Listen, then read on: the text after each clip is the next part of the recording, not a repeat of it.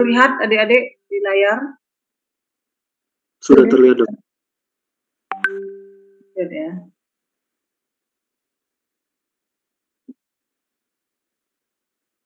Gimana masukinnya?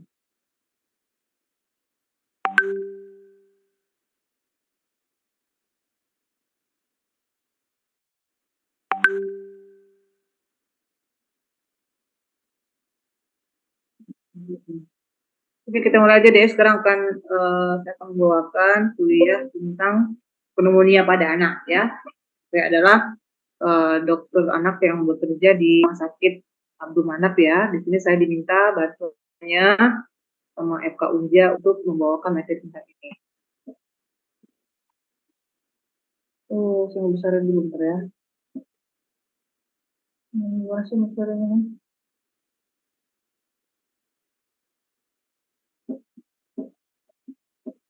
Mana nih?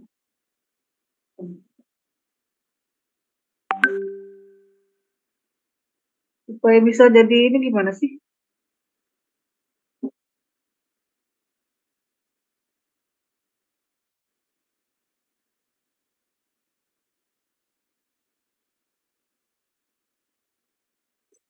Ini.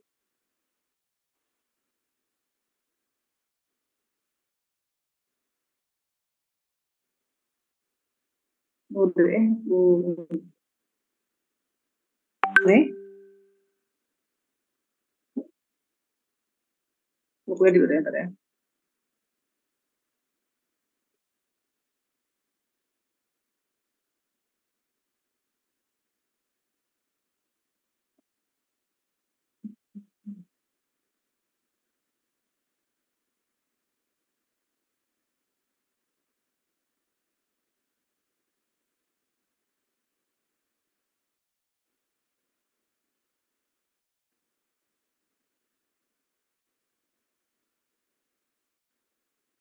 Masak gimana nih, deh? Supaya timbulin ini nih. Ini kelihatan tadi ya? Biar kalian kelihatan lah ya. Jadi saya mempunyai channel YouTube namanya Dokter SPA. Jadi ya, jadi di sini bisa kalian subscribe ya. Di situ banyak tentang pengetahuan-pengetahuan mengenai ilmu kesehatan anak yang berguna bagi kalian. Ya, jadi kalau kalian saat memasuki koas itu saya itu ya mengenai hal yang berhubungan dengan ilmu kesehatan yang ada di channel YouTube saya. Ya, kita mulai ya. Jadi pneumonia ini adalah seperti kita ketahui merupakan pembunuh nomor antara penyakit lainnya yang masih menempati urutan tertinggi untuk dalam hal angka kematian di ya. Kemudian 6 dari 10 anak kematian mencapai 6 dari 10 pneumonia. Jadi 6 yang meninggal ya, dari 10 anak itu masih itu merupakan angka kematian yang cukup tinggi di negara-negara di dunia ya. Jadi angka kematiannya pada anak di bawah 5 tahun yaitu menimbulkan kesakitan sebesar 10-20%. Kemudian angka kesakitannya itu sekitar 6 dari 1000 anak ya. Jadi dia sangat bukan penyakit yang sampai saat ini masih menjadi dilema ya bagi dokter anak di seluruh dunia ya. Jadi di sini sudah para ahli jadi kita lakukan promotif, preventif, diagnostik dan kita lakukan juga suatu tindakan yang kuratif ya. Jadi adapun tindakan pencegahan ya yang cukup ampuh ya untuk melakukan pencegahan itu kan imunisasi ya, termasuk imunisasi seperti imunisasi HIV ya, imunisasi pneumokokus, morbilli rubella ya, kemudian imunisasi apa namanya campak seperti itu ya. Jadi hal-hal itu merupakan suatu tindakan pencegahan. Kemudian pemberian ASI eksklusif ya, kemudian pemberian gizi yang baik pada anak-anak ya, lalu juga untuk, air. Nah, ini adalah hal yang sangat penting ya, yang sangat penting juga kita, harus tetap mendorong, para penduduk atau mendorong stakeholder untuk mengalirkan air bersih untuk penduduk ya. Kemudian dengan, melakukan juga, eee, perbaikan terhadap lingkungan sekitar, kemudian pengenalan tentang batalan tanah bersih secara cepat apabila terjadi. Adapun solusi inovatif yang dilakukan ya tentu saja dengan, tadi kan, ini sama sebenarnya yang lingkungannya hampir sama ya. Jadi melakukan, apa namanya, vaksinasi, kemudian melakukan juga, apa namanya itu, tindakan sterilisasi ya. Ada alat-alat kesehatan juga ya, kemudian, alat-alat yang digunakan untuk mendeteksi pneumonia dengan mudah ya, pemberian oksigen, seperti, konsentrasi, oksigen yang rendah, dan kemudian antibiotik, yang berupa amoxicillin dan sampai saat ini masih ampuh untuk mengatasi pneumonia ya, sama tapi pneumonia yang masih ringan ya. Nah, jadi tadi ya yang sudah saya ini mau ngebesar ini gimana ya? Tadi ya.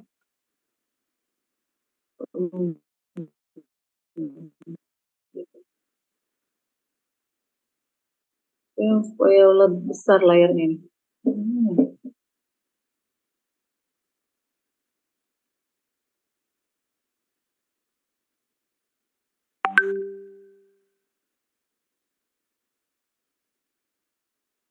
Ya.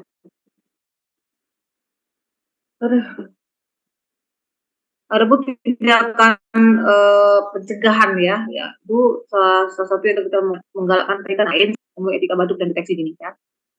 Adapun faktor risiko untuk, pneumonia atau kematian karena akut respiratory infection ini ya, risikonya jadi pada anak yang mengalami malnutrisi, kemudian imunisasi yang kurang lengkap ya pada anak usia muda, kemudian suatu, lingkungan yang padat ya, ini kemudian berat badan lahir rendah, kemudian pajaran dengan polusi udara seperti asap rokok, kemudian, asap yang berasal dari biomass ya, seperti misalnya, masak dengan kayu ya, itu merupakan salah satu faktor juga untuk terjadinya, pneumonia dan juga polusi udara yang lainnya, ya.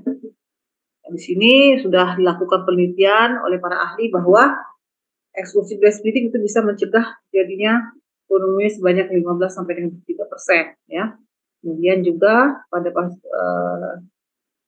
apa namanya, tindakan imunisasi mencegah, atau mengurangi angka terjadinya pneumonia sebesar 40%. Kemudian, pada anak-anak yang ini penggunaan barang-barang yang bersih ya, jadi selalu pokoknya perilaku hidup bersih dan sehat itu justru bisa mencegah pneumonia sebesar 50%.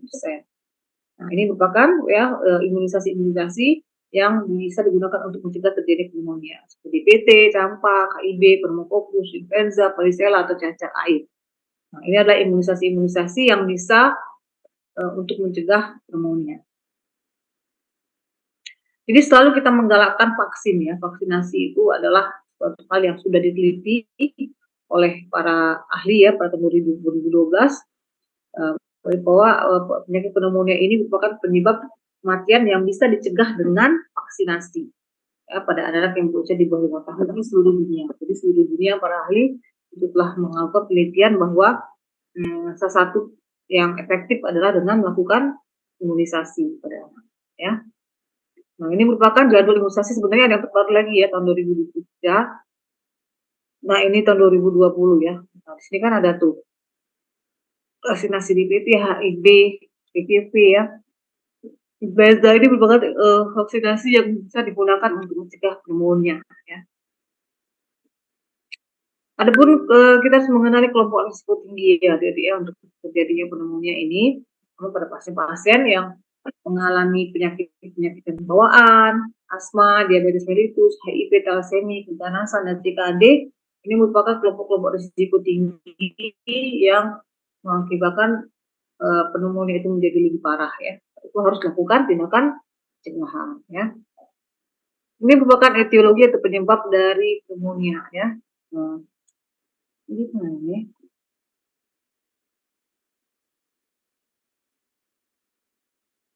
Ya seperti pada dia lahir sampai usia 20 hari, itu penyebab yang tersering adalah E. coli. Nah, pun bisa kalian baca ya, Dek ya. Nah, jadi penyebab daripada pneumonia ini biasanya kita lihat dari kelompok usia. Jadi ada usia lahir sampai 20 hari, ada usia 30 sampai dengan 3 bulan ya. Nah, ini penyebabnya berbeda-beda biasanya sesuai dengan usia.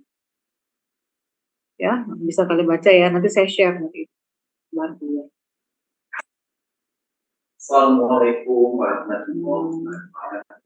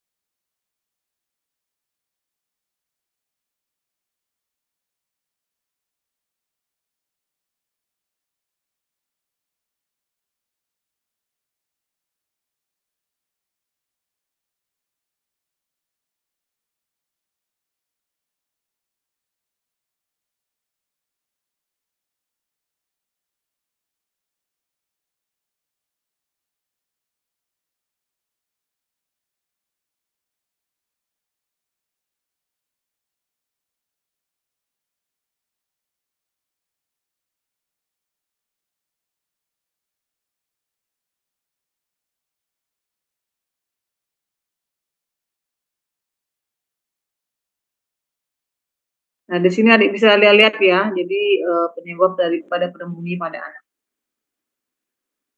Ini gitu.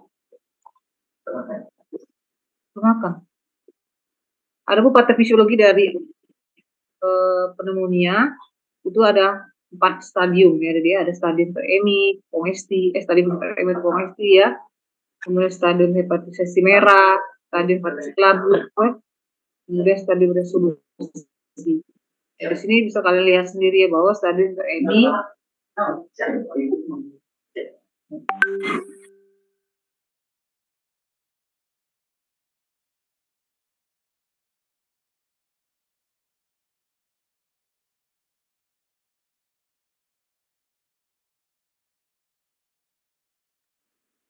jadi pada stadium pongesti itu ya Dede bahkan terjadi inokulasi mikroorganisme peradangan. Nah ini kasus paling lupakan ya Dede ya, stadium ini ya.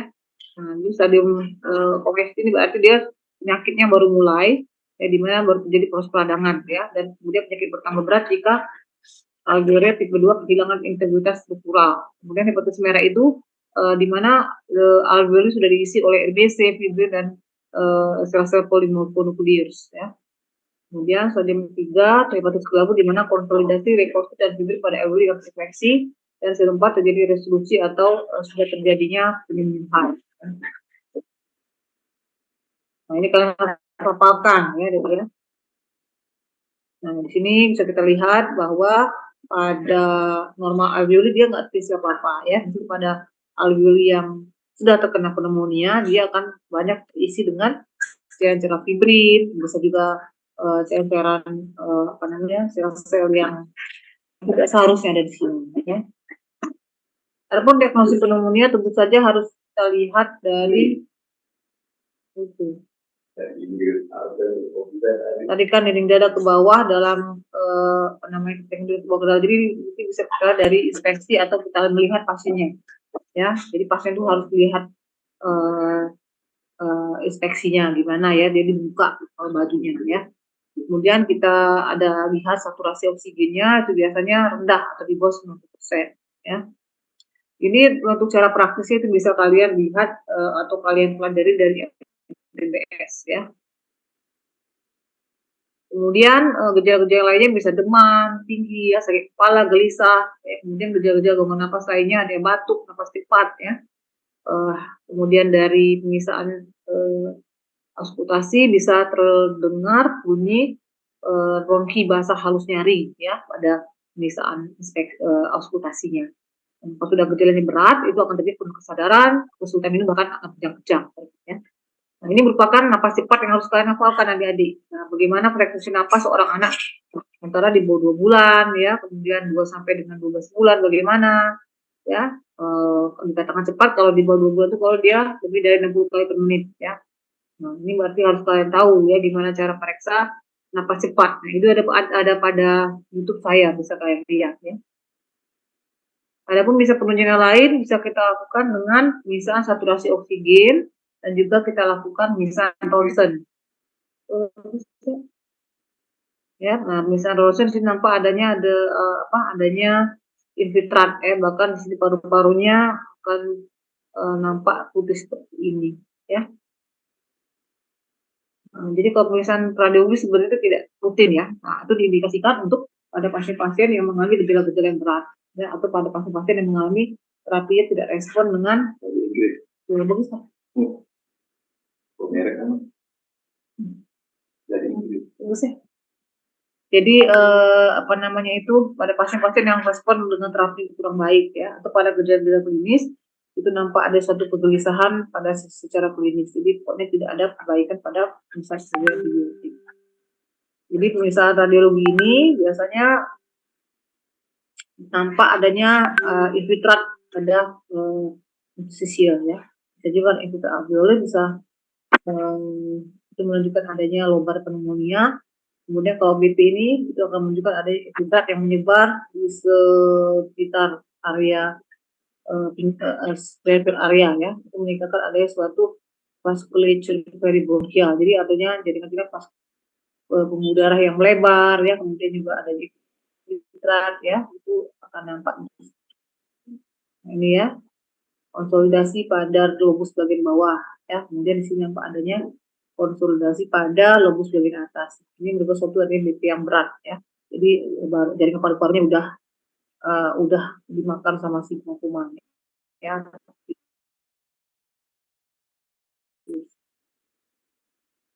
Misalnya berpenyum juga nampak adanya bisa normal bahkan atau bisa juga naik itunya maksudnya ya. Kemudian untuk bakteri pneumonia biasanya juga dengan kucing leukosit yang berkisar antara 15.000.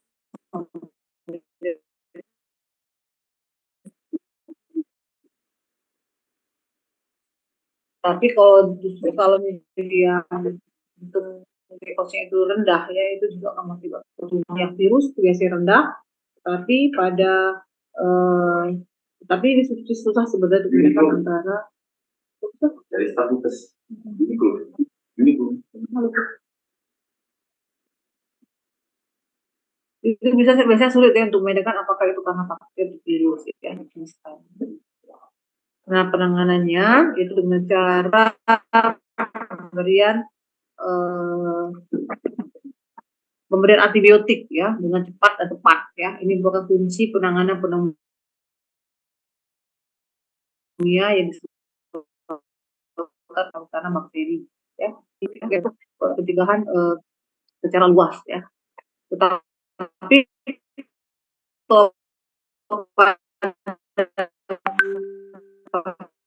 pasien yang mengalami ringan ya, gejala ringan itu kan ada pneumonia ringan sedang berat, itu download ya, ini namanya Hospital Care for Children, itu di internet ada ya. Dan juga pemberian antibiotik ini merupakan suatu best predictor dengan etiologinya. Itu sudah saya jelaskan tadi kan, dan di slide ini itu tergantung usianya.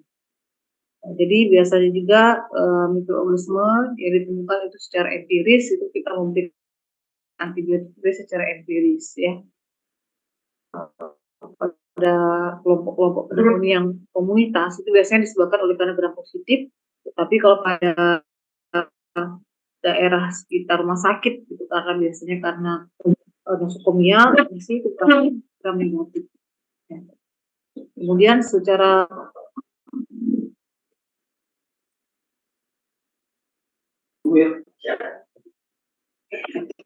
ada itu antisin atau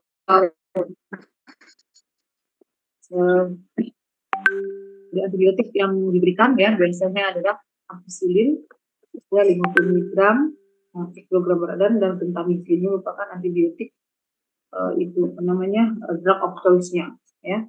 Jika dalam paparan yang tidak membaik, biasanya kita berikan gentamicin dan cloxacillin. Dan ini keduanya adalah jadi yang pertama adalah pemberian antibiotiknya itu kita berikan ampicillin dan gentamicin ya. Nah, ini merupakan antibiotik yang dihubungkan dengan usia.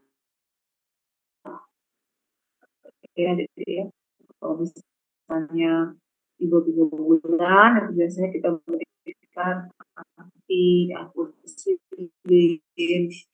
amoxicillin osam. Jadi selain pemberian antibiotik, kita juga memberikan pemberian suportif kepada pasien yang kita berikan yang tetap makanan baik ya, tidak berikan ASI ya. Ini pada pasien-pasien yang dirawat itu diberikan infus ya, analgetik atau antipiretik, kemudian kita berikan oksigen juga. Tapi oksigen ya kita berikan pada anak yang mengalami saturasi di bawah 90%. Karena itu kalau kalian koas itu harus punya tuh alat saturasi oksigen ya, karena itu akan menentukan pemberian oksigen ya, oksigen tapi oksigennya. Di antaranya biasa kita berikan kalau adanya cyanosis sentral yang sudah minum, merintih seperti air, bernapas, kemudian tarikan dada, sekarang dan bernapas lebih dari 2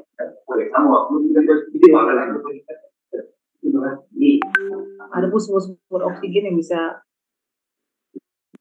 dapatkan dari tabung silinder, oksigen konsentrator dan oksigen sentral. Aku cukup kalian tahu ya dia. Misalnya kemana penyampaian oksigen gitu setiap 3 jam, perawat akan menilai apakah stabil ya, nasrokom pada tempatnya. Terus dicek ya, hari oksigen itu akan dihitung secara bertahap. Kalau bisa membaik, itu berarti itu bisa dilepas oksigen. Dan satu seperti lainnya kita memastikan ada jalan nafas ya, berarti jika demam, kalau juga ini dapat diberikan ventilator ya, kemudian status hidrasinya ya, sobat isi kita berikan, kita memungkinkan biasanya kita pakai GT, kalau tidak bisa memakan secara komplikasinya saja kalau tidak dilakukan pemberian antibiotik dengan tepat itu tolak paru sepsis ya, itu kalau antibiotiknya tidak tepat ya. Untuk komplikasi yang lain bisa terjadi akses paru, kemudian bisa terjadi pneumonia mediasi dengan dia itu komunikasi dari ya itu kan ada bayangan orang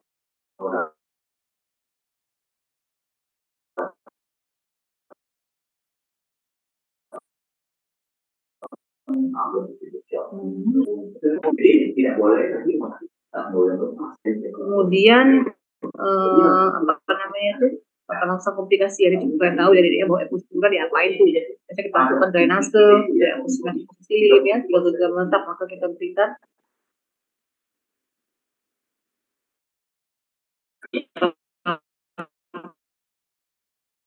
di Alpukat yang jadi beda lagi ya, sertifikat ekstra klop vaksin, ditambah juga dengan vitamisin jika anak baik ya, juga dengan proses oral dilakukan dari bedah. Ini karena suatu pengobatan antibiotik yang tidak tepat.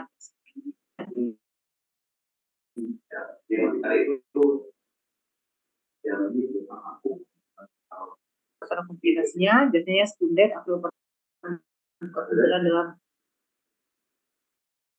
program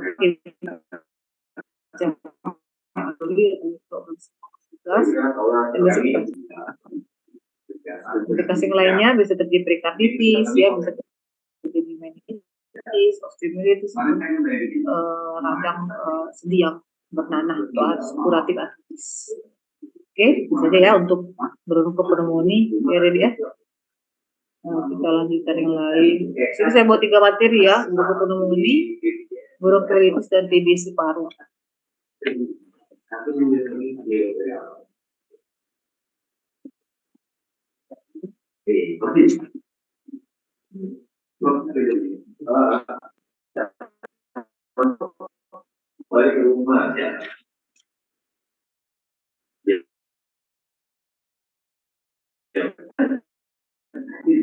Kita lanjutkan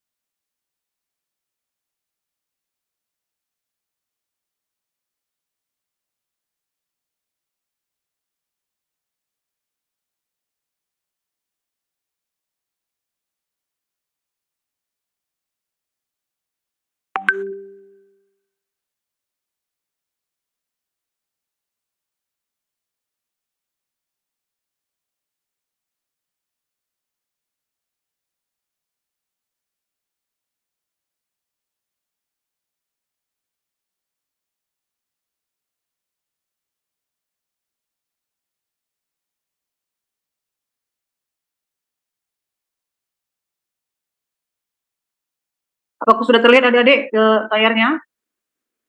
Adik? Izin dokter, udah kelihatan dokter. Kelihatan. Saya mau perbaiki, saya mau ini ya, ini mau kok nggak bisa ya nih dijadikan slide ya? Jadi sih nggak kelihatan ya. Izin dokter, mungkin dokter bisa coba pencet di peragaan slide dokter yang di atas. Peragaan slide ya? Iya. Mama hentikan dulu. Peragaan Mama slide. mau ngapain? Bisa jadi bentuk slide, jadi bentuk besar. Hentikan dulu ya. Hentikan dulu. Mama buka dulu. Mama buka mana? Coba buka dulu.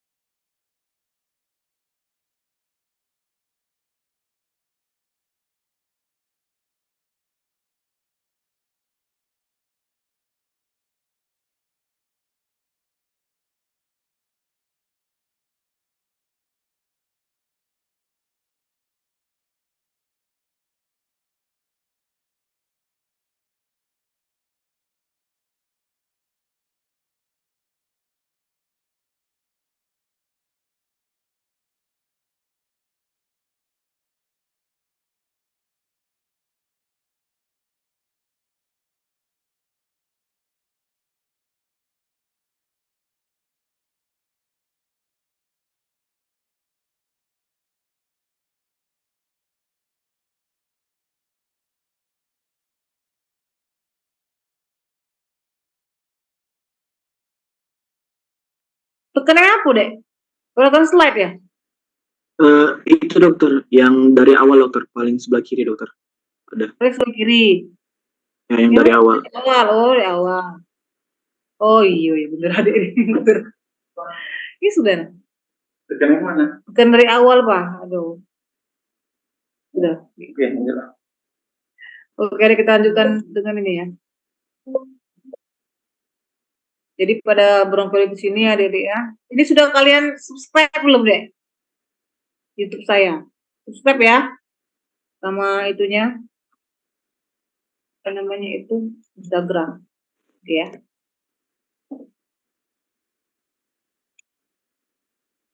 Nah, jadi pada bronkiolitis ini adik ya. Jadi kamu sebenarnya kalau mengenai penyakit itu harus mengetahui definisinya. Jadi kalau definisi bronkiolitis ini artinya bronkiolus itu mengalami suatu peradangan ya. Biasanya ditandai dengan napas cepat ya, kemudian retraksi dan adanya bunyi wheezing ya. Seperti ini mirip-mirip dengan asma, tetapi kalau pada bronkiolitis dia terjadi pada usia antara 2 sampai dengan 6 bulan ya, seperti besar.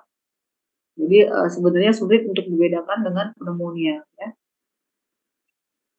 Jadi patofisiologinya, jadi kalau mau mempelajari suatu penyakit itu harus mempelajari tentang patofisiologi juga ya. Jadi berarti ditandai dengan adanya inflamasi ya, kemudian edema. Karena edema ini akan terjadi sekresi dari mukus, deposit dari sel debris ya, kemudian akan terjadi infiltrasi daripada sel limfosit di parin bronkial dan subedema mukosal udem, dan akan terjadilah obstruksi dari di bronkiolus ya. Jadi sebagian besar penyebab dari Izin dokter, kelihatan nggak? slide-nya nggak gerak dokter, belum gerak. Nggak bergerak slide-nya. Jadi masih dari awal tadi deh ya? Iya dokter, diam tadi dokter. Oh dikunci, mana ini bang? Mana lah?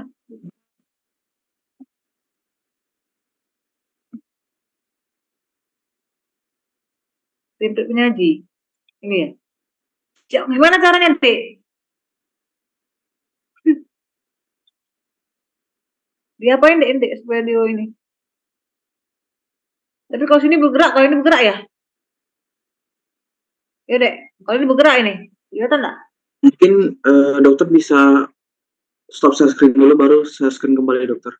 Baru mulai dari dulu ya? Iya.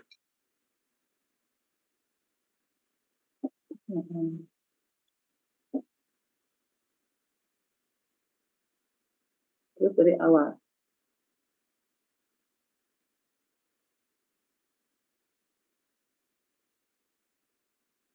Nah, bergerak tak? Bergerak deh? Belum juga dokter. Halo deh. Belum juga ya? Ini nih. Mungkin ada yang tombol yang ini ya kali yang salah. Sembunyikan slide ya mungkin ya? Izin dokter. Kayaknya itu PowerPoint-nya belum full screen dokter. Di yang atas kali bagian sebelah kanan yang kotak itu dipencet dulu coba dokter. Oh yang ini? Yang kotak dokter. Yang kotak ini ya? Iya. Oh iya. Terus Ini yang kelihatan? bagian bawahnya. Yang bagian bawah untuk slideshow-nya dipencet dokter. Langsung dipencet. Ini deh ya? Iya. Iya. Nah kelihatan nggak? Masih loading dokter. Oh masih loading. Jadi berubah? Belum dokter. Belum ya? Atau yang di atas sebelah kiri dokter, yang di dekat panah muter, yang ada tanda play. Yang sebelah kiri ini. Yang ini, bukan dokter, sebelahnya lagi yang kanan. Yang satu lagi, habis itu satu lagi. Ini? Iya, coba itu dokter. Mulai dari awal? Iya. Terus, next, masuk. Bisa nggak? Kelihatan? Slide selanjutnya. Belum deh. Belum, dokter. Mari bisa.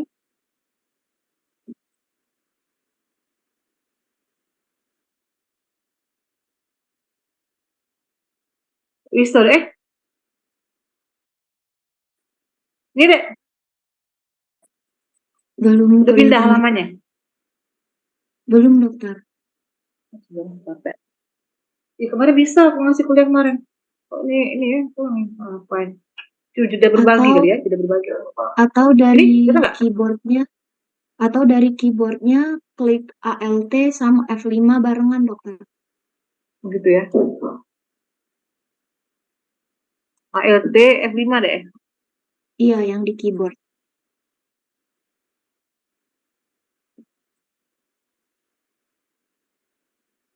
Ini sinar F5. Barengan ya, nanti ini ya. Iya, dok. Isu deh. Oh, ALT dulu baru F5, dokter. Alt F5. ALT yang di dekat spasi. Iya udah. Bisa dah. Belum saya masih yang itu awal ya. Iya, masih yang awal, dok. Ini Izin udah dokter, nih Bel. Gimana deh, supaya besar kayaknya nih.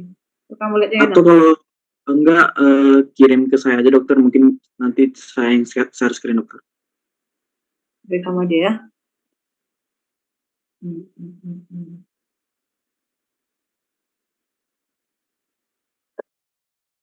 Dengan TBC itu besar itunya.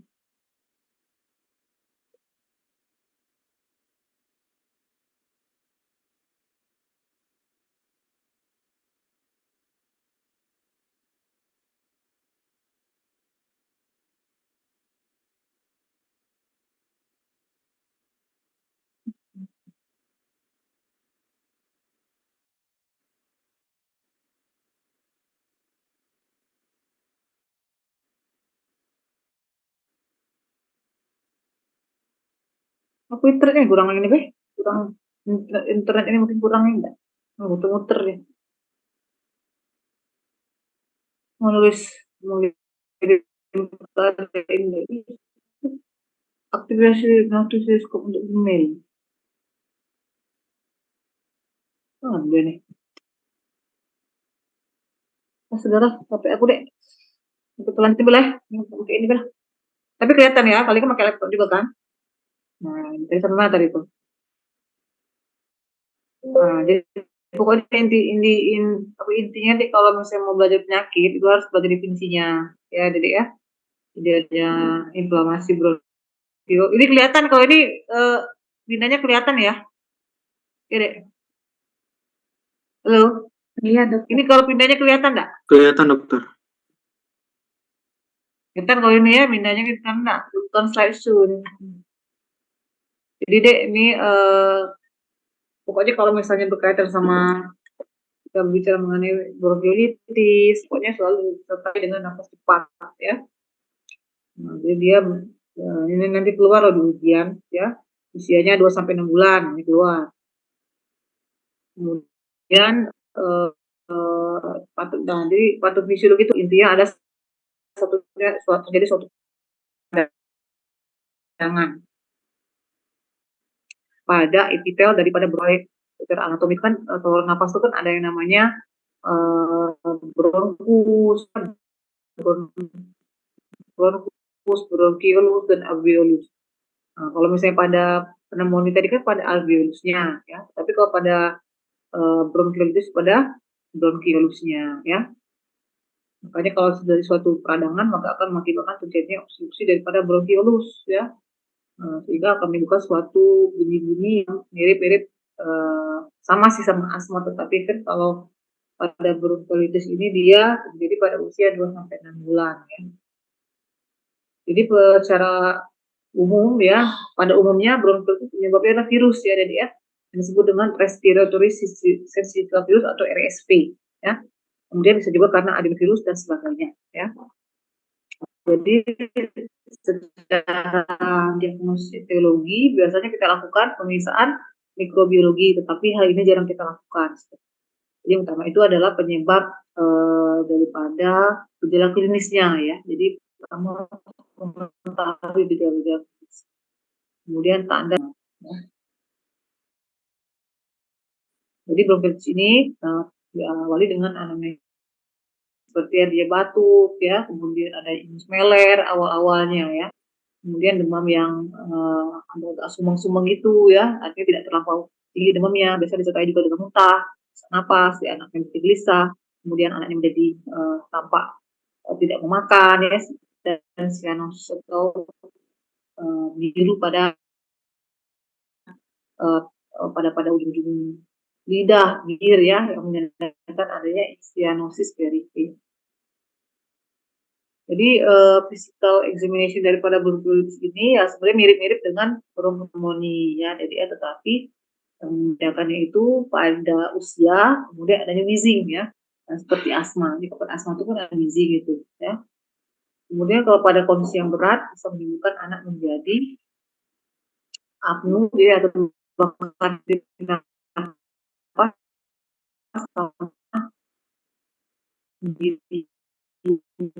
ya. Kemudian pada pemisahan darah itu suatu hiperinflasi yang merata. Jadi bahkan bisa mengakibatkan terjadinya efusi pleura, tapi biasanya jarang. Ya. Adapun penanganan daripada bronkiolitis biasanya suportif, dilakukan pemberian IVIG, kemudian antibiotik juga diberikan. Ya. Dan diberi ini sebenarnya kan ini virus ya, walaupun dia virus tetapi tetap diberikan antibiotik. Siapa tahu nanti adanya infeksi sekunder pada pasien tersebut. Dan pemberian bronkodilator atau pemberian nebu ya, kita sebenarnya masih kontroversial, tetapi saya pribadi itu biasanya saya berikan pasien itu nebulizer ya, biasanya saya pakai bronkodilator ya. Itu biasanya masih kontroversial, tetapi sebagian besar anak itu masih memakai obat bronkodilator ya.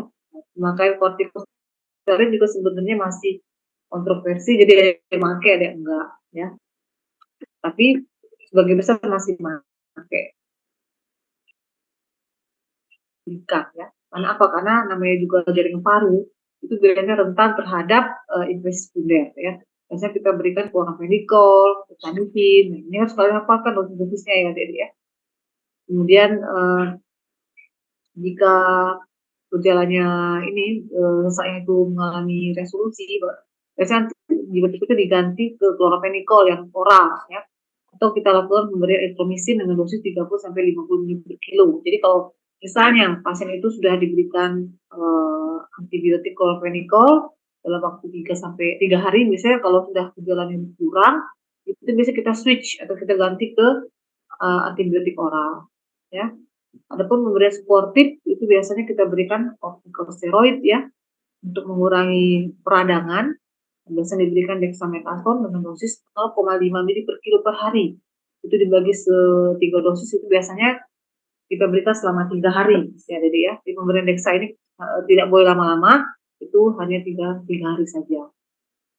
Kemudian untuk pemberian cairannya biasanya disesuaikan dengan usia dan berat badan ya, dan juga pemberian oksigen. Jadi biasanya untuk bronkiolitis ini gejala-gejala bisa menghilang dalam waktu 3-5 hari ya. Kemudian gambaran-gambaran radiologinya juga biasa membaik dalam jangka waktu 9 hari.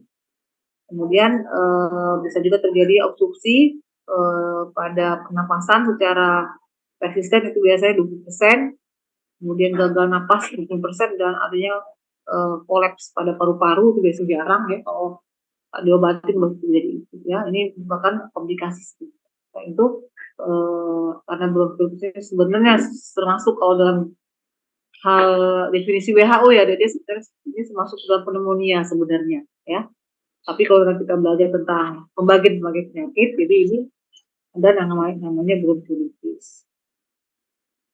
Dan bronkiolitis ini biasanya juga dikorelasikan dengan asma ya. Nah, jadi seringkali orang menyebutkan bronkiolitis ini sebagai asma bayi, ya, asma bayi, ya. Tetapi itu hal-hal penyebutannya aja, tetapi ya tetap kita katakan ini adalah suatu bronkiolitis, ya. Jadi 30-50% pasien-pasien yang pernah mengalami bronkiolitis itu akan berkembang menjadi pasien asma.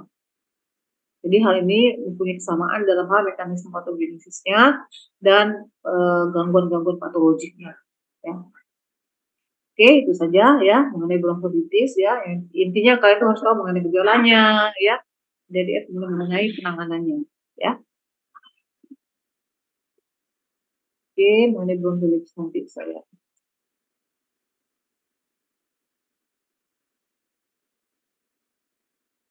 Terus selanjutnya, saya break dulu ya 5 menit ya. Saya break dulu ya, bentar ya.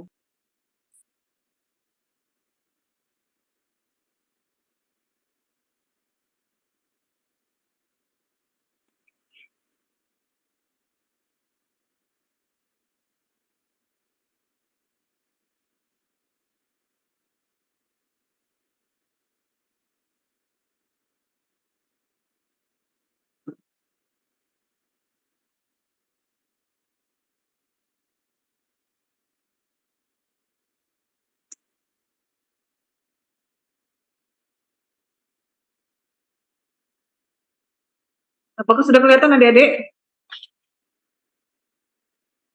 Sudah kelihatan dokter. Sudah ya. Belum bisa PDF ini.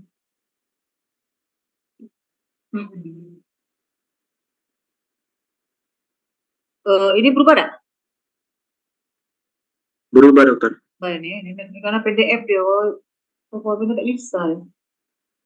Oke, jadi sekarang kita kalau TBC ini banyak ya, jadi karena saya akan menjelaskan tentang penyakit TBC itu sendiri dan TBC laten ya. Jadi kita sudah ketahui bahwa Indonesia merupakan peringkat kedua ya, peringkat kedua yang banyak TBC-nya ya. Dan TB anak sendiri itu pada tahun 2020 itu cakupannya itu cukup banyak ya, sekitar namanya itu berapa persen ini? Cakupannya penderita cukup banyak, di mana yang diberikan TPT itu hanya 5,5% ya. TPT itu adalah terapi pencegahan TB ya. Ini yang akan saya bicarakan itu tentang nanti yang tentang ini TB laten. Adapun tahap kapan seorang anak bisa terkena TBC itu ada 3 tahapan ya. Jadi ada tahapan terpajang, terinfeksi, dan ada yang disebut dengan TB aktif. Nah, pada anak yang terekspos ini biasanya dia tidak ada gejala ya. Jadi biasanya dia juga masih terekspos ya, karena terekspos dia negatif semua ya. Jadi anak-anak itu tidak ada gejala, tetapi dia sudah terekspos dengan kuman TBC. Kemudian pada penderita yang sudah terinfeksi, yang namanya TB laten, itu biasanya anak itu tidak ada gejala juga. Ya, tetapi dari pemeriksaan tuberkulitis atau IGRA, dia itu positif ya. Jadi anak itu tampak sehat ya, sehat, nggak main, gemuk. Tapi dia sudah diperiksa tuberkulitis atau IGRA itu dia positif ya, biasanya itu. Semuanya normal, jadi ronsennya normal, dan secara pemeriksaan bakteriologis juga dia normal, semua temannya ya. Nah, tetapi yang disebut dengan TB aktif itu, nah dia ini sudah mengalami gejala-gejala ya, gejala-gejala TBC. Nah, nanti akan saya jelaskan gejala-gejala itu apa aja ya. Kemudian dari pemeriksaan ronsen bisa nampak, bisa enggak ya. Kemudian IGRA-nya bisa positif juga atau bisa tidak ya. Kemudian dari pemeriksaan bakteriologisnya dia bisa positif, bisa negatif. Jadi intinya kalau secara TB aktif ini gejala-gejalanya yang nampak ya. Tetapi intinya dia sudah ada kontak terlebih dahulu dengan penderita TBC yang dewasa ya. Jadi sebagian besar kasusnya itu dia terjadi pada usia kurang dari 5 tahun. Tetapi penyakit ini biasanya muncul dalam waktu 2 tahun setelah anak itu terpajan atau terinfeksi. Jadi biasanya dalam waktu 1 tahun ya, dia sudah terinfeksi dan biasanya dia sudah menunjukkan gejala-gejala ya. Ini penyakit TBC anak ini sebagian besar adalah TB paru ya, sebagai besar TB paru. Kan TB itu macam-macam ya, ada TB paru, TB kelenjar, TB tulang, TB mata ya, tetapi yang paling banyak itu adalah TB paru. Jadi kasus-kasus yang bisa ketemu, jadi itu adalah akan seperti multi level marketing ya. Jadi seorang dewasa akan menularkan, kemudian menularkan lagi, pokoknya akan terus kalau misalnya ada seorang yang kena penyakit TBC itu maka dia akan menularkan ya. Kemudian meskipun demikian, jadi pasien-pasien dengan TB laten itu akan berkembang menjadi TB aktif dan mungkin akan meneruskan atau mentransmisikan penyakitnya itu sejak mereka ditemukan ya. Jadi kemudian aspek secara praktikal, jadi untuk mendiagnosis TB itu, jadi kita harus menemukan sebenarnya kumannya dahulu ya. Artinya konfirmasi secara bakteriologi harus ketemu sebenarnya. Kemudian klinis ya. Kalau misalnya nggak ketemu secara konfirmasi ya kita lihat klinisnya. Tapi yang intinya sebenarnya kalau pada anaknya klinis ya. Kemudian kita lakukan juga pemeriksaan tuberculosis skin test IGRA yang positif atau kontak dengan pasien-pasien dewasa yang terkonfirmasi ya. Jadi intinya kalau pasien anak itu sudah kontak ya sama penderita TB dewasa yang terkonfirmasi, itu harus dilakukan tuberculosis skin testnya ya. Dan sudah dinyatakan anak itu terpajang ya, yang bisa menjadi TB laten ya. Kemudian secara pemeriksaan ronsen itu akan mendukung ke arah TB. Nah, inilah langkah-langkah untuk melakukan diagnosis terhadap TB pada anak ya. Nah, ini bisa kalian download ya mengenai petunjuk teknis manajemen dan tata laksana TB pada anak. Ada di internet ya. Asalnya ada yang terbaru lagi di tahun 2022 kalau nggak salah. Itu bisa kalian download dan kalian print. Ya, jadi kalian download aja deh, di print juga ya biar kelihatan, biar terbaca sama kita ya. Jadi sebenarnya TB pada anak ini kita membutuhkan suatu assessment klinis yang sangat hati-hati. Kenapa? Karena pengobatan TB anak ini dia makan obatnya 6 bulan, ini lama ya. Jadi berarti kita harus hati-hati sekali untuk mendiagnosis penyakit TB pada anak ini ya. Jadi hal ini sulit untuk konfirmasi, tetapi sebagian besar anak itu biasanya agak kalau kita menjalankan langkah-langkah dengan tepat, itu biasa kita bisa ketemu ya diagnosisnya.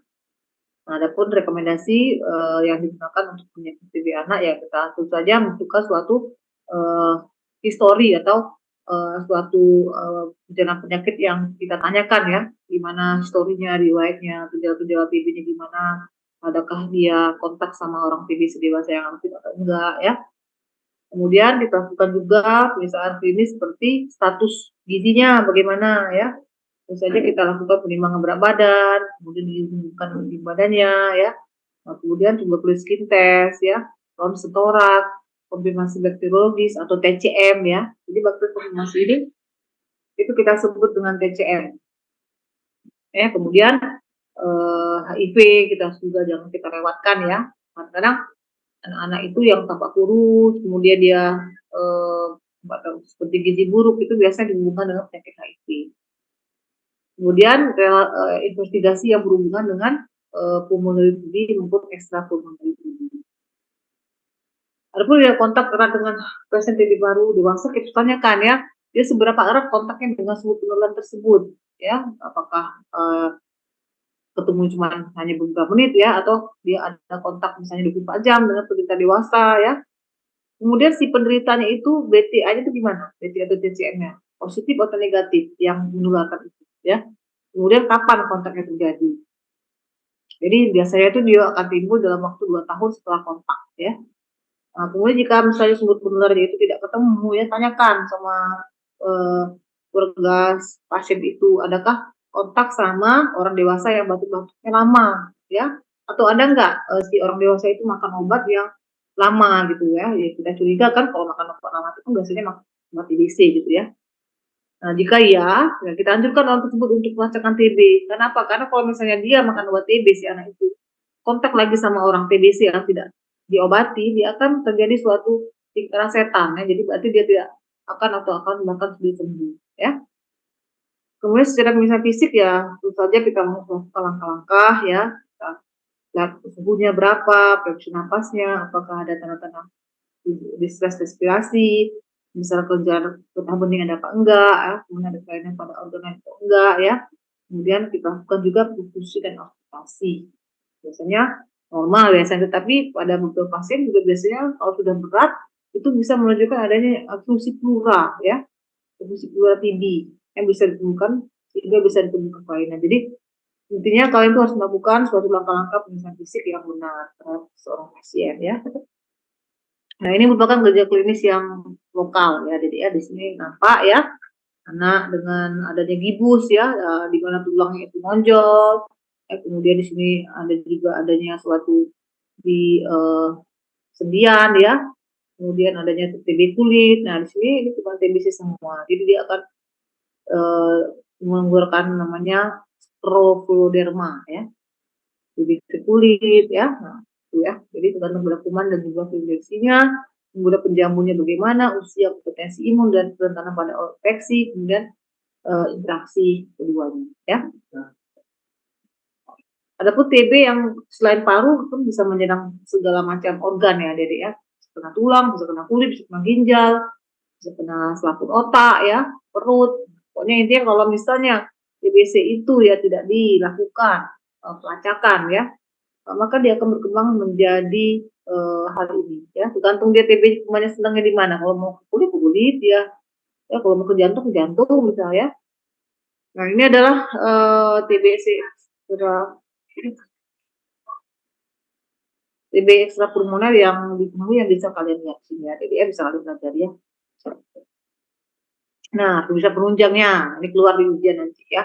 Apa saja yang dilakukan? Nah, kita tes mantuk atau IGRA. Ya, IGRA ini pemeriksaan darah, tetapi tes mantuk itu adalah pemeriksaan tes kulit ya. Kita ronsen, kita lakukan pemeriksaan PA kepada TB kelenjar getah bening itu akan nampak gambaran granuloma dengan nekrosis kekejuan ya, atau disebut juga dengan giant cell atau dia Langhans atau bukan TB. Nah, ini berarti dia pasien itu mengalami suatu ada TB-nya secara pemeriksaan patologi. Nah, ini akan bisa kalian lakukan waktu kalian nanti skilab ya, atau kalian masuk ke dunia perkoasan di bagian anak, ini bisa kalian lakukan ya dengan pengawasan ya. Nah, nanti biasanya kalau pasien kalian koas-koas itu saya suka suruh melakukan tes mantuk ya. Positif jika diameternya itu lebih atau sama dengan 10 mili ya. Itu sebenarnya pada anak-anak yang yang status gizinya tuh agak baik lah ya, tidak terlalu. Tetapi kalau pada anak-anak yang imunokompromis atau pada anak yang mengalami misalnya dia HIV ya, atau juga karena dia gizinya sangat buruk, itu biasanya kalau 5 mili aja udah positif. Nah, kalau misalnya dia IGRA itu sebenarnya sensitivitasnya sama dengan tes mantuk ya, tetapi di sini kita ambil pakai darah ya. Jadi interpretasinya bisa positif, indeterminate atau negatif. Adapun pemeriksaan bakteriologis TB pada anak ya, jadi kita artinya kumannya ketemu ya, biasanya kita lakukan dengan sputum ya, terutama bisa dilakukan pada anak usia lebih dari 5 tahun, pada anak dengan HIV positif atau gambar kelainan paru yang luas. Adapun cara mendapatkan sputumnya, anak bisa dilakukan dengan cara berdahak, infus putu atau bedah lambung. Kemudian pada TB ekstra paru itu bisa kita lakukan aspirasi ke getah bening dan cairan cerebrospinal ya, pada TB ekstra paru. Nah, ini merupakan gambaran radiologisnya Dede ya. Apa di sini TB miliar ya. TB miliar itu dia paru-parunya itu sudah bolong-bolong ya. Jadi ya, bolong-bolong seperti sarang tawon. Nah, ini sudah dipastikan bahwa dia menderita suatu TB yang namanya TB miliar ya. Ini sudah tergolong ke dalam TBC berat ya. TBC berat. Ada juga yang namanya pembesaran kelenjar getah bening hilus. Nah, ini sering ya. Jadi kelenjar getah bening kan besar-besar sih. Nah, kalau ini dia sudah bolong paru-parunya, dia sudah membentuk suatu kavitas ya. Nah, ini berarti sudah bisa kemungkinan sangat besar ini ada suatu yang namanya tuberkuloma ya, atau kavitas pada paru-paru. Jadi 3 gambaran ini adalah yang sering ditemukan pada penderita. Ada juga namanya efusi plura ya. Efusi plura ini tetapi juga nggak selalu efusi plura itu penyebabnya TBC, bisa juga karena tumor atau karena pneumonia juga bisa ya. Nah, tetapi yang ini biasanya ini sangat khas untuk TBC. ya. Ya, adapun alur diagnosis TBC anak kita merujuk ke Juknis 2016, biasanya ditemui dengan gejala TB. Biasanya batuknya lebih dari 2 minggu, ya, demamnya lebih dari 2 minggu, nggak berat turun, kemudian adanya lemas atau lesu, nggak bergairah anak-anak tersebut, ya. Nah, ini biasanya kita lakukan pencurigaan kena TB, ya. Jadi sebagian besar TBC pada anak itu biasanya berat badannya, ya. Berat badan itu tidak naik-naik, ya. Itu biasanya kita mencurigai ke sana, ya. Anak yang tak nafsu makan, berat badan yang tidak naik atau tampak sangat kurus, ya. Nah, itu berarti kecurigaan kita ke arah TBC. Dan juga kita harus eksplorasi juga apakah anak tersebut ada kontak dengan penderita TB dewasa. Kemudian kita lakukan pemeriksaan mikroskopis atau TCM, ya, untuk menemukan kumannya. Tapi kalau kumannya nggak ketemu, kita lakukan juga pemeriksaan itu, ya, tuberkulin, ya. Kalau ada kontak maka kita observasi selama 2 minggu. Kalau misalnya dia menetap gejala-gejalanya, maka bisa kita lakukan terapi obat anti-tuberkulosa. Tetapi kalau misalnya kita observasi selama 2 minggu, kalau misalnya saya batuk-batuknya itu atau misalnya lemesnya itu berkurang, ya, kemudian anaknya mau makan, nah, itu berarti dia bukan TB, ya. Tetapi kalau misalnya tuberkulin positif, kemudian juga dia menunjukkan gejala klinis, sudah biasanya kita tangkap ada suatu TB, ya. Jadi bisa dipelajari, ya. Nah, ini bukan sistem scoring, ya, jadi, ya. Dikatakan ini sebenarnya sistem scoring digunakan untuk sebagai cara sederhana, ya. Skornya dikatakan positif jika lebih atau sama dengan 6. Ini ada parameter-parameternya, untuk kontak TB, tuberkulin dan sebagainya. Ya, ini harus dinilai, ya. Dinilai kalau misalnya ada kontak TB negatif, ya 0 berarti. Kalau misalnya ada kontak TB-nya positif, 2 berarti, ya, yang keluarganya tidak jelas, ya. Berarti dia apa enggak. Kalau dia tuberkulin positif, itu biasanya 3 itunya. Skornya 3, ya.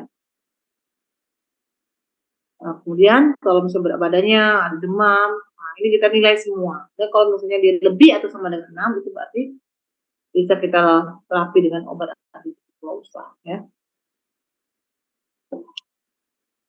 Pengobatan, ya. Pengobatan ini ada 2 fase, yaitu fase yang namanya fase intensif dan fase lanjutan, ya.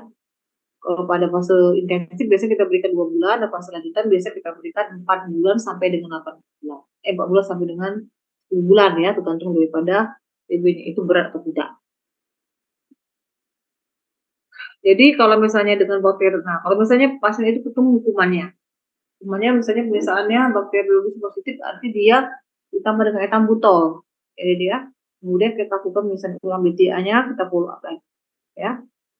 Dan juga tentu saja harus diawasi sama orang tua, ya, atau kerabat yang lain, bahwa obat itu harus setiap hari diminum, ya.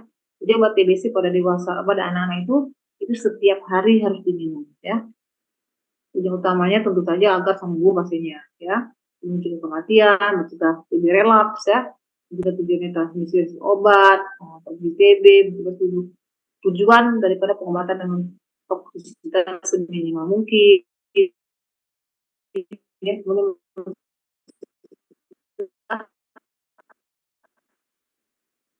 Evaluasi TBC di masa mendatang. Satu obat TB itu banyak,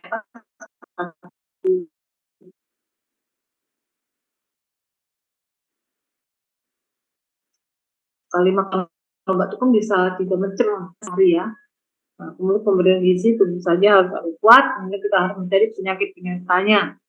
Jika ada penyakit penyerta seperti diare, kemudian juga ada ISK, atau misalnya gizi kurang atau gizi buruk, harus diobati juga. Nah, ini merupakan obat-obatan yang digunakan untuk pengobatan TB, ya.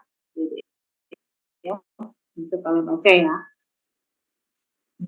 Ini, ya, bahwa kalau untuk yang pengobatan selama 6 bulan, biasanya pada TB klinis, TB kelenjar, pada episode urat biasanya selama 6 bulan kita.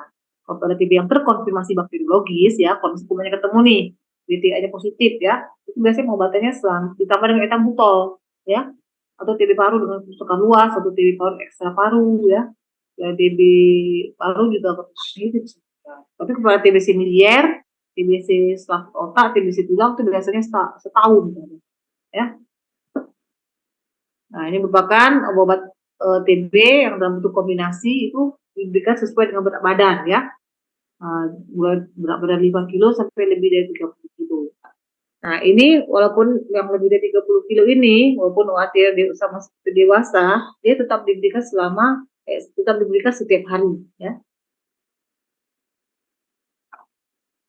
Intinya obat-obat yang digunakan TBC pada anak ini haruslah kombinasi, ya.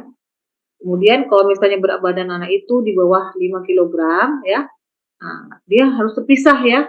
Dia tidak pakai KDT, tidak pakai yang obat-obat yang jadi satu tadi, ya. Dia harus dirujuk ke rumah sakit dan yang memberikannya adalah nanti dokter anak yang akan mempersiapkan obat-obatnya. Makanya nanti itu berat badannya naik, itu disesuaikan dosisnya. Makanya dia perlu kontrol selama setiap 2 minggu dulu untuk fase intensif. Ya, kalau misalnya pada fase lanjutan dia setiap 5 sebulan sekali. Anak obesitas dosis sekali itu sesuai dengan berat badan ideal, ya. Pokoknya diberikan secara utuh, dan juga patut di sini bahwa obat TBC itu tidak boleh dipuyer, ya. Kalau misalnya sudah membentuk KDT nggak boleh dihancurin, dia harus dimasukkan ke dalam air, ya, kemudian dia akan lari sendiri, itu baru diminum. Dia nggak boleh dihancurin, ya, dihancurin. Kemudian saat perut kosong obatnya diminum atau paling cepat 1 jam setelah makan, ya. Kalau misalnya dia mengalami pada kondisi tertentu kadang-kadang kita memberikan kortikosteroid dan vitamin 6, ya. Formulasi pengobatannya tentu saja kita harus monitor, ya, dia patuh apa enggaknya, gimana toleransinya, dia bisa terima apa enggak obat tersebut, apakah ada alergi, apakah ada muntah-muntah, mata kuning, dan sebagainya. Itu samping-sampingnya bagaimana, ya. Kita lihat dia taat apa enggak minum obatnya, ya, dosisnya gimana, ya. Itu pada pasien dengan TBC anak dengan bakteriologi positif, itu biasanya pemeriksaan butuh ulang pada akhir bulan kedua biasanya, 5 dan ke-6, ya.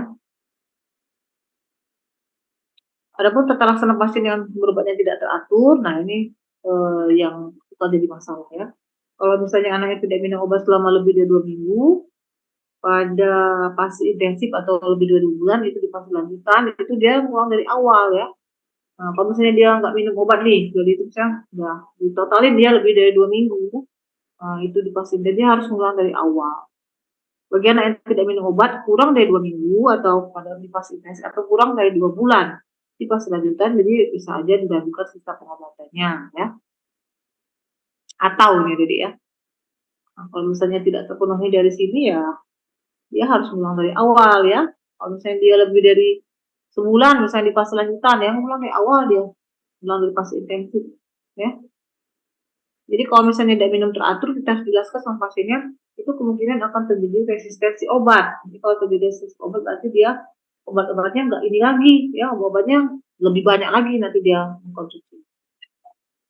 Jadi yang pengobatan TB ulang pada anak ini, jadi ya kita harus lakukan evaluasi, ya. Hasil pengobatan TB tentu saja kita menginginkan nanti sembuh sempurna, ya, pengobatan lengkap. Nah, jika gagal bagaimana? Itu harus mulai dari awal. Pasien meninggal di mana, ya, kita harus lakukan pelacakan juga, ya. Obat atau tidak evaluasi itu adalah suatu penilaian hasil. Nah, mengenai TB preventif, ya, setelah TB pencegahan kita belajar. Ini bisa kalian download, ya. Gimana tentang TB laten. Jadi kalau apa yang terjadi pada tertular di TB masa datang, jadi tentu saja kalau misalnya dia seorang anak itu harus melakukan apa? Vaksinasi BCG, ya, kemudian investigasi kontak kalau misalnya dia ada kontak sama TBC dewasa, dan tentu saja anak harus mematuhi etika batuk dan jaga kebersihan. Nah, ini contoh aja bahwa seorang anak yang gemoy, ya, pada tahun 2020 nih, ya. Nah, kemudian dia akan kalau misalnya dia nggak diobatin, ya, tahun 2022 dia akan menjadi kurus, ya. Kemudian kemudian dia akan menjadi TB berat dan akhirnya akan seperti ini tahun 2050, ya. Ini percontohan aja. Imunisasi BCG itu jadwal BCG-nya kan bisa diberikan pada usia 0 sampai dengan kurang 3 bulan, ya. imunisasi BCG sekarang kita bicara. Kalau misalnya udah beda 3 bulan, usia bayi sebelum diimunisasi BCG, berarti kita lakukan tes mata dulu ya, bila negatif imunisasinya, bila positif, bila negatif bisa dilakukan imunisasi dan bila positif konsul ke dokter. Artinya apa kalau positif itu diobatin ya. Dan perhatian khusus pada pemberian imunisasi BCG pada bayi terlahir dari ibu dengan TB dan positif, dengan bayi terlahir dari ibu HIV, kemudian antivirus BCG. Nah, ini harus diobati nih bayinya ya, bukan lagi diimunisasi BCG tapi harus diobati ya. Nah, ada kelompok risiko yang merupakan prioritas sasaran pemberian TPT. TPT itu artinya terapi pencegahan TBC ya. Itu orang HIV yang kontak sebelumnya, kemudian kelompok risiko yang HIV negatif artinya apa aja. Tentunya misalnya dia kan nggak ini nih, dia kan berisiko aja, dia nggak HIV negatif. Itu sebaiknya kita lakukan pemberian TPT ini sebenarnya pada orang yang tinggal di asrama ya, kemudian pasien-pasien yang menjalani pengobatan kanker, itu saja kan mengalami definisiasi imun ya. Maka rawan terjadinya TBC juga, makanya itu bisa diberikan TPT. Pasien-pasien yang mendapat kortikosteroid jangka panjang ya. Ini adalah semua hal yang bisa mengakibatkan terjadinya penurunan daya tahan tubuh pada seseorang. Ini pilihan panduan dari TPT ya. Terapi pencegahan TB di TBC. Obatnya adalah pengobatannya. Mana saja diberikan ada. Ya, obat yang digunakan untuk TPT ini di HNH ya, kemudian bisa digunakan rifampicin ya, rifapentin ya, itu kalian tahu ya bahwa untuk pencegahan daripada TBC itu inilah obat yang digunakan ya. Nah, ini rifapentin bisa disikap P ya. Adapun hasil pemberian daripada TPT ini tentu saja haruslah obatnya lengkap, kemudian bagaimana dengan putus berobat diapain, obatnya gagal gimana, dan formulirnya seperti apa. Jadi kesimpulan dari kuliah saya tentang TBC ini, TBC ini adalah suatu penyakit penyebab utama daripada kematian. Tapi dan keduanya baik TBC paru maupun ekstra paru itu kematian pada anak yang muda itu pada daerah yang mengalami endemis ya, TBC itu masuk Indonesia ya. Jadi anak-anak yang dievaluasi untuk munculnya gejala TB biasanya disertai dengan gejala-gejala yang menunggu ke arah TB. Tadi kan bisa berat turun, makan yang turun juga, kemudian biasanya di batuk-batuk lama, demam-demam yang nggak sembuh ya. Nah, itu biasanya kita lakukan pemeriksaan juga dengan pemeriksaan bakteriologis ya. Pemeriksaan bakteriologis disebut juga dengan TCM. Jadi ya, TCM itu adalah pemeriksaan bakteriologis. Kemudian pemberian TPT atau terapi pencegahan TB sangat penting ya, diberikan kepada justru pada anak-anak yang sehat ya, yang dia kontak sama orang dewasa yang TBC parunya aktif. Jadi jangan sampai anak-anak ini itu akan menjadi TB laten yang justru akan menularkan kepada orang lain ya, kalau diberikan obat terapi pencegahan TB. Ya, atau pada anak-anak yang mengalami kondisi imunosupresan untuk mencegah TB. Oke, ya saja ada nih ya kuliah dari saya.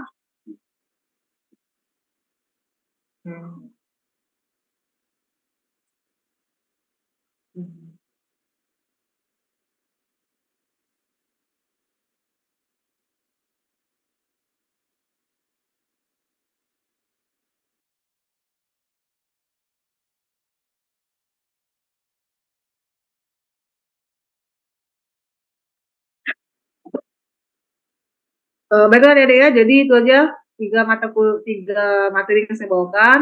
Nah, kalian pelajari. Itu saya minta itu nanti apa namanya, nomor WA-nya. Nomor WA saya tahu. Nah, coba Ada 0899. Udah ada dokter, nomor dokter. Ada ya, nanti kalian link saya ya, nanti saya share bahan kuliah untuk kalian ya. Baik dokter. Nah, tadi ya. Oke, semoga bermanfaat dan silakan kalian pelajari. Ada ya. Assalamualaikum warahmatullahi wabarakatuh. Saya Liv ya.